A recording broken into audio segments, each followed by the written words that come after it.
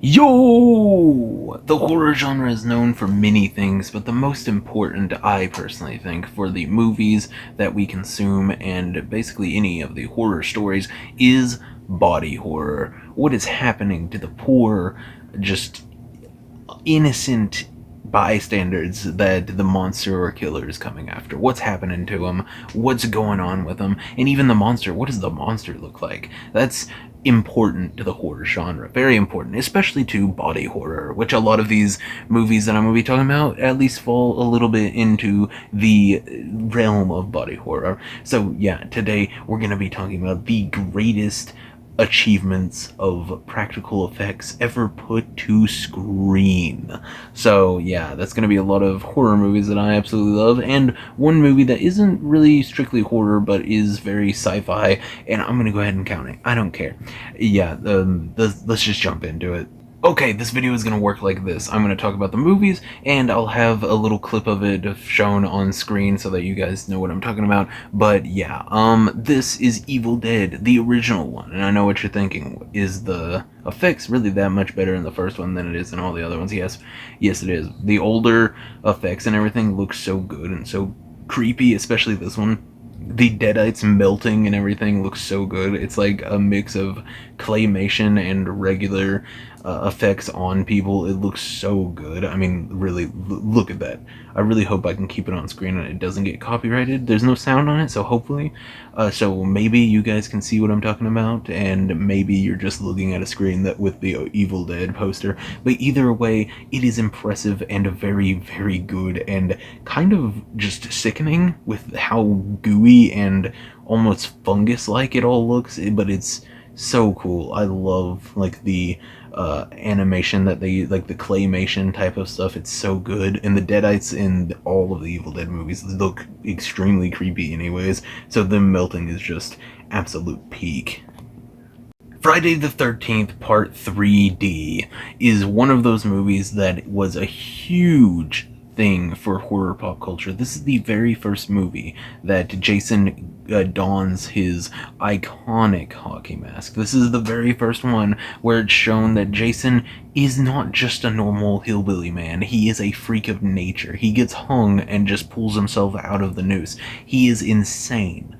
And it's also the first one that's 3D, as the title implies. You know how it is with all the like Jaws 3D is probably the most famous one and the most hated one, but Friday the 13th 3D is genuinely a good movie, and the 3D is absolutely sick. Look at this effect right here. Him crushing this dude's head, and just for the split second that the eyeball shoots out and it stays on screen is just absolutely beautiful. Just perfect. I mean, yeah, it's a little bit dated. You can tell it's basically a pinata head that he crushes, and then the line is right there and you can see it. It's right in your face, but it still looks amazing. It looks like something I would do in like a cheap like fan-made film or something. Like if I got one of my scripts made into a cheap film, that's what I would do for it, just because of how cool it looks.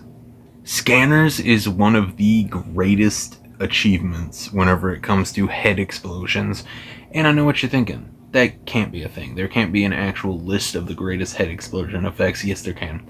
Maniac is on that list too. There are a whole bunch of them. Head explosions are very famous, very beautiful, and I'd say Scanners is the most iconic one. There is, if you haven't seen Scanners, it's literally just a whole bunch of people with powers called Scanners, and then they try to fight each other, and then the main bad guy ends up being the brother of the main character and everything. It's a really good movie. You should go and watch it. I'm not going to sit here and explain the entire movie. Just this one scene. They are on stage, or on whatever, stage, I'll just say stage, talking about scanners and what they are and what they're capable of. And this man is tweaking and forcing another man's head to just pop like a grape. Just explode everywhere. It's more like a volcano than a grape, actually. But it is absolutely beautiful, and a little bit of behind the scenes type of tidbit. They actually just had a guy back there with a shotgun that shot the head. That's how they did it. They couldn't figure out how to do it, so they had a guy sit back there and shoot the prop head, and it's so beautiful.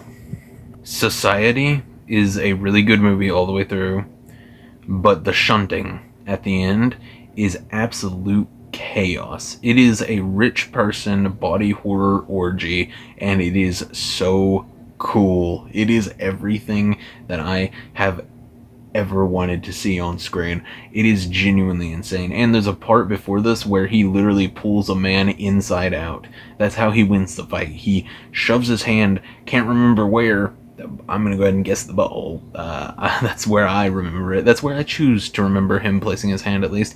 And then he pulls him inside out, like his organs and stuff fall out. It's so good. This movie is so good. If you're a fan of body horror or just funny looking effects or just really impressive effects in general, then you should watch this, because the shunting is just the beginning of the insane practical effects in this movie. Hatchet is literally known for their practical effects, how insane they go, and this is a two-hitter for you.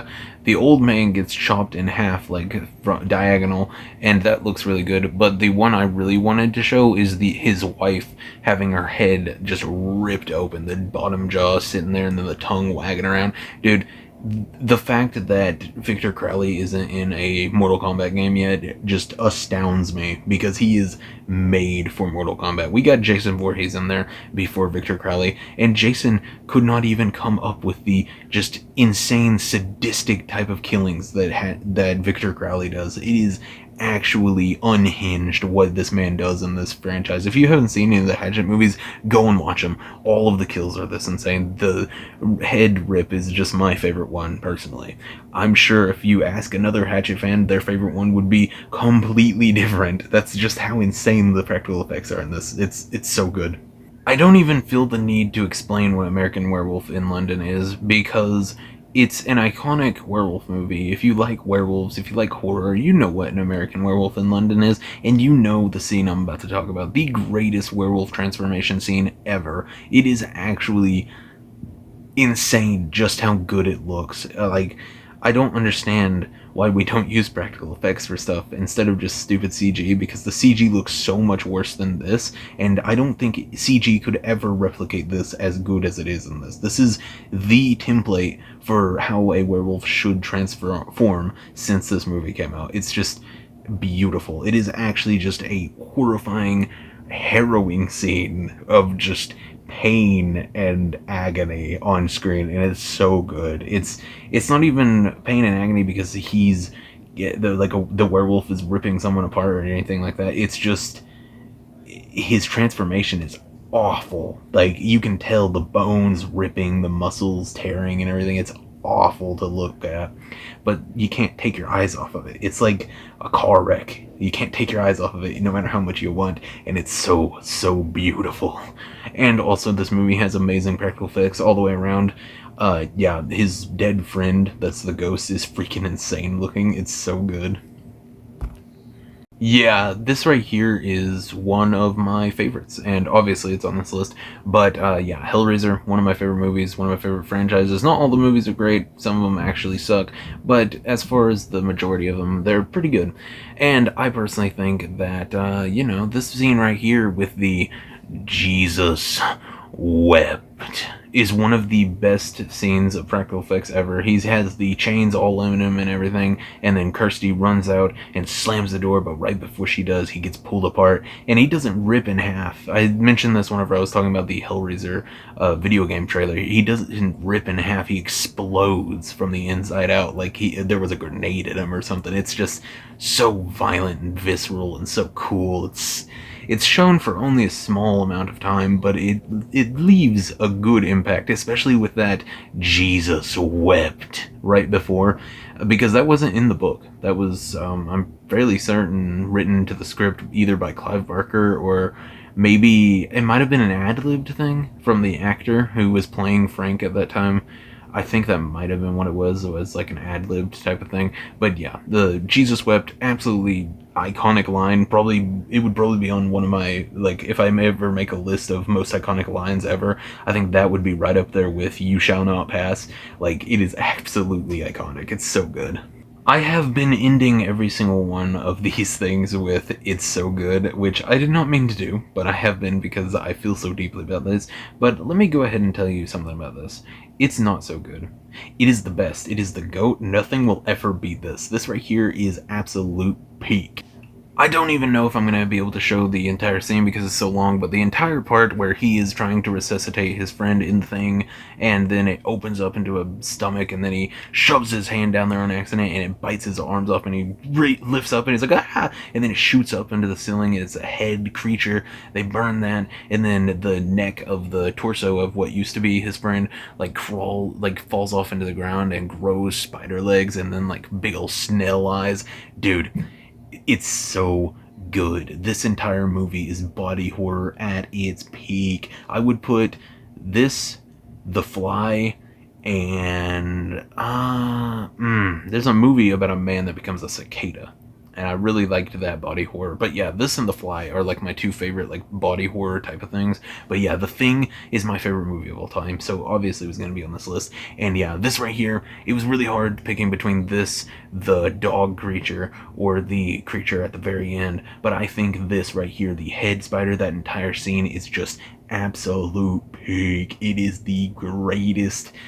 It's the greatest practical effects ever, to me at least. And I can see other people liking more, but The Thing, the original one, is still just a huge, just, oh my god, it is so impressive. Like, it is one of the most impressive bits of practical effects ever put to screen. Dude, there's a reason this is mine and everyone else's favorite movie. If it's not your favorite movie, go and watch it. Because the only reason it's not is because you have not watched it, so go and watch it. I've been doing the ad for this thing in the middle of the video, but I'm doing it at the end for this because I forgot to do it up until now. Go to I'm not doing the W's. That's stupid. That's actually dumb and brain dead behavior. I'm not doing that anymore. I'm done with doing the W's. Go to w.gg and use VOID-E247 for 10% off. Do it. Go. Nerd. Okay, that is the end of this video. I just felt like giving some props to these really good practical effects in movies because, I don't know, I'm sick of CG in movies. We need to bring this stuff back. We could do stuff from The Thing in the 80s, and now we're stuck with this garbage CG? That's dumb. We need some good actual practical effects. That would be so good right now. Yeah, I don't know. Tell me what's your favorite bit of practical effects in horror, sci-fi. I don't know. Is there practical effects in other genres other than horror and sci-fi? I don't know, man. But yeah, just tell me your favorite. Tell me if you think any of these are horrible, which they're not. These are all like absolute peak. And like and subscribe. I'm trying to get to 500 before the end of this year. I don't know how much longer we have. Months are for people in kindergarten. I am a grown man, so I don't need them. Yeah, like, subscribe, all that type of stuff. And as always, see ya.